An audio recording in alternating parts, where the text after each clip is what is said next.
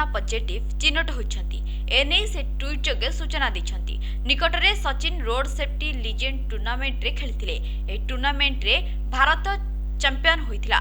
तेबे से Covid positive चिन्हट हेबा परे तांको फैन माने शीघ्र आरोग्य कामना करछंती। सचिन पॉजिटिव चिन्हट परे ट्वीट करी लिखिछंती जे तांकर कोरोना टेस्ट रिपोर्ट पॉजिटिव आसीछि।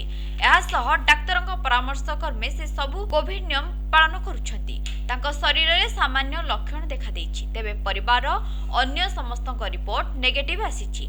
एहा सह घरे क्वारंटाइन ने रहितबा सूचना दैछंती सचिन। ଏହା ବ୍ୟତୀତ ତାଙ୍କୁ ଭଲ ପାଉଥିବା ସମସ୍ତ ଫ୍ୟାନ୍ ଓ ସ୍ୱାସ୍ଥ୍ୟକର୍ମୀଙ୍କୁ ସେ ଧନ୍ୟବାଦ ଜଣାଇଛନ୍ତି। Bureau report P9 news Odia.